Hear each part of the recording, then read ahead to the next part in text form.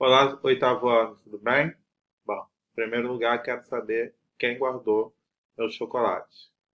Bom, vou cobrar, hein? Na volta às aulas, podem guardar aí e me entregar que a gente vai voltar. Bom, dando continuidade às nossas aulas, a gente falou semana passada sobre Guerra Fria e, terminando esse assunto de Guerra Fria, a gente começa a falar sobre os resultados da Guerra Fria.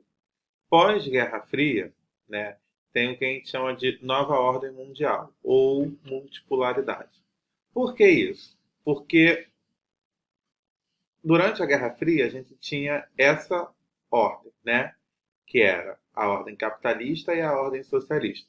Como a gente viu que os Estados Unidos ganhou a Guerra Fria e o mundo, em sua grande maioria, passou a ser capitalista, tem agora o que a gente chama dessa nova ordem mundial, ou seja, essa nova política mundial que acontece no mundo.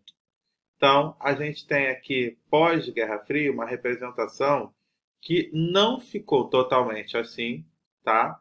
Mas, em sua grande maioria, sim. Como assim? A gente viu que existe uma linha, chamada linha do Equador, que divide o mundo em norte e sul. Pós-nova ordem mundial, a maioria dos países que estão ao norte são países ricos. E a maioria dos países que estão ao sul são países pobres. Por que a maioria? Porque a gente ainda tem, né, países que estão ao norte que são pobres e países que estão ao sul que são ricos. Ou seja, a gente tem que lembrar que norte e sul é divisão de linha do Equador. Quem divide o mundo em norte e sul é a linha do Equador, tá? Mas isso acontece porque, na sua grande maioria, os países ricos estão ao norte e os países pobres estão ao sul, como é representado nessa charte, né? Então a gente tem aqui o norte do mundo, porque a gente tem Estados Unidos, Canadá e Europa. Então, e Japão. Então, a maioria desses países são países, né, todos esses países que eu falei formam a maioria do norte. E essa maioria são países ricos. Então, são países considerados países industrializados.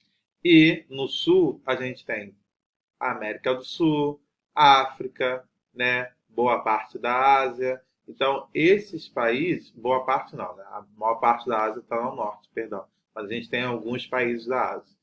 E esses países, todos esses países que formam a maioria do Sul, são países subdesenvolvidos, ou seja, países pobres, classificados aqui pela economia da agricultura. Então, enquanto aqui é um mundo moderno, industrializado, aqui a gente tem um mundo ainda atrasado, agrícola. Nessa outra chart, né, essa aqui é uma música do Caetano, que a gente vai ver muito famosa, né, que ele fala alguma coisa está fora da ordem, fora da nova ordem mundial.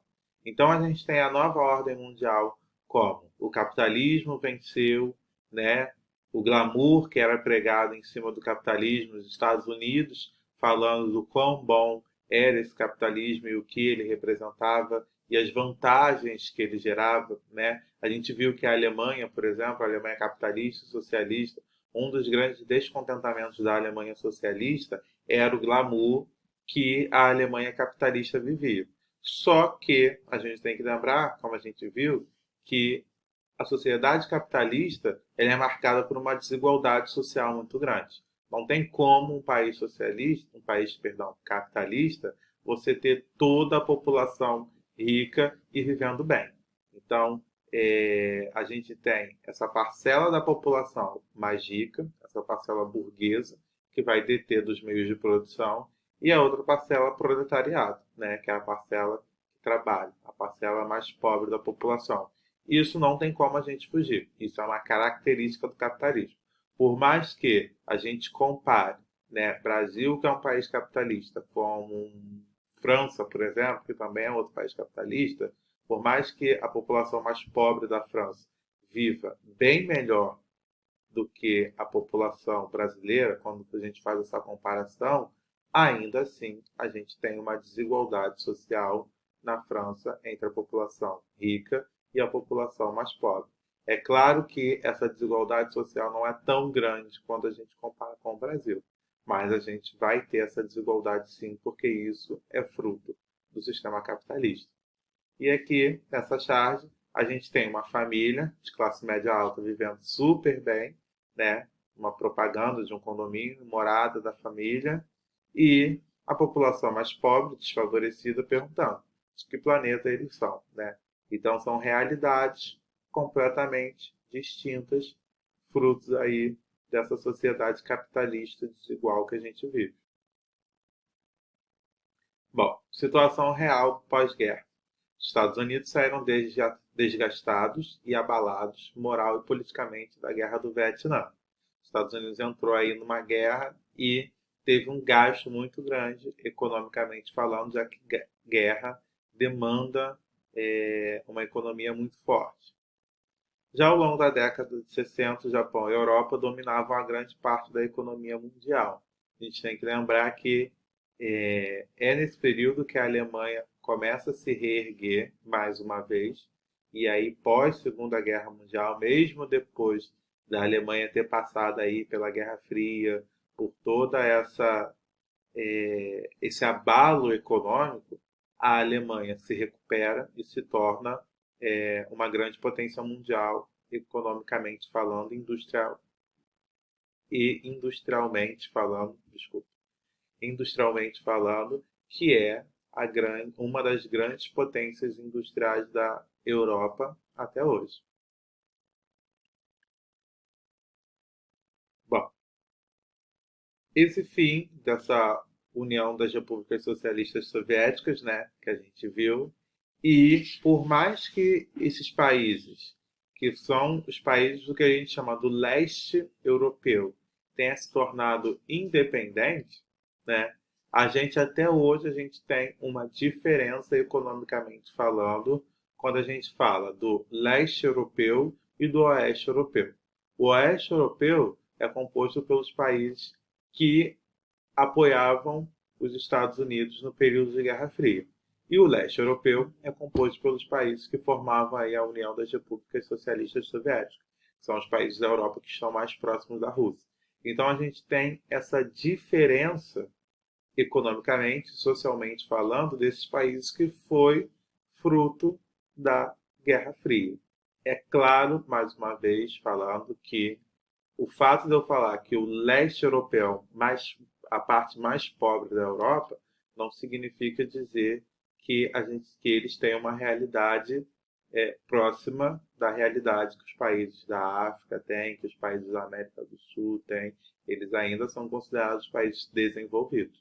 A diferença é que, quando a gente compara com a parte mais rica da Europa, Alemanha, França, né, esses países têm a população tem uma condição social melhor e, economicamente falando, esses países também são melhores quando se compara o leste europeu com o oeste europeu. Bom, uma comparação do que a gente chama da velha para a nova ordem, né? A gente tem que lembrar que a velha ordem é a ordem do período que vigorou durante toda a Guerra Fria. Então, que velha ordem era essa? A velha ordem remete à divisão Estados Unidos, capitalista, União Soviética, socialista. Então a gente tem o que a gente chama de mundo bipolar, né? Então o mundo seguia ou as tendências capitalistas ou as tendências socialistas. Por isso que a gente tem aí esse mundo bipolar, porque essas duas políticas que vigoravam no mundo. E aí, com o novo milênio, pós-Guerra Fria, ou o que a gente chama de nova ordem mundial, os Estados Unidos dividem o poder com as economias em ascensão. Quais são os países que eu falei que cresceram pós-Guerra Fria? Japão e os países da Europa, né? Então, essa ordem multipolar, agora, não mais bipolar, e sim multipolar, porque ela agora remete aos países ricos, industrialmente falando, que vão estar aí no que a gente chama de G8, que são os países mais industrializados do mundo, que a gente vai ver, Então, o mundo começa a se organizar através dessas grandes economias. Quais são essas grandes economias? Estados Unidos, Japão e alguns países da Europa. E aí, então, a gente tem aqui essa nova ordem multipolar. Então, os Estados Unidos, que vai influenciar aí todo o continente americano, Europa, influenciando toda a África, Japão, influenciando toda a Ásia Oriental. Então, por isso que a gente agora chama de multipolar e não mais bipolar. O bipolar era quando a gente tinha Estados Unidos e União Soviética. A multipolar é quando a gente já tem aí Estados Unidos, países da Europa e Japão. Geopoliticamente falando, o fim da Guerra Fria simbolizou o fim da bipolarização e a entrada, né, sai esse mundo bipolar e entra o mundo multipolar. Todos aqueles pactos que a gente viu, como o Pacto de Varsóvia, por exemplo, que era a aliança dos países da União Soviética, também não param de existir. E aí sai o Pacto de Varsóvia e entra a OTAN, que a gente vai falar melhor sobre ele na próxima aula. Economicamente falando, o sistema capitalista desenvolveu muito mais, né? Então, não que é, o sistema capitalismo vigore em todo o mundo. Até hoje a gente tem países que se dizem socialistas. Alguns de maneiras contraditórias, mas a gente ainda tem países que são ditos como socialistas, politicamente falando. Mas a maior parte dos países do mundo hoje são considerados países capitalistas. A política capitalista vigora em boa parte do mundo. E aí essa é a divisão norte-sul que eu falei para vocês. Bom, nesse mapa a gente tem aqui a linha do Equador, que é o que divide o mundo em norte-sul. Lembra aí das nossas aulinhas do sexto ano, que a gente viu um mundo dividido em norte e sul. E essa linha aqui representa os países ricos e os países pobres. Bom, o que ele faz? Como eu falei para vocês, a América do Norte, composta aí por Estados Unidos e Canadá, tá? Não pega o México, países da Europa, em grande maioria, né? E o Japão. Então, esses países que estão ao norte, eles são países desenvolvidos, países ricos. Então a gente pode chamar todo o norte de rico? Não, porque parte da África ainda está no norte, boa parte da Ásia ainda está no norte, a América Central ainda está no norte, e toda essa divisão são considerados países subdesenvolvidos, ou seja, países pobres. Assim como Austrália e Nova Zelândia, que são considerados países desenvolvidos, estão no sul, porém são países desenvolvidos, ou seja, países ricos.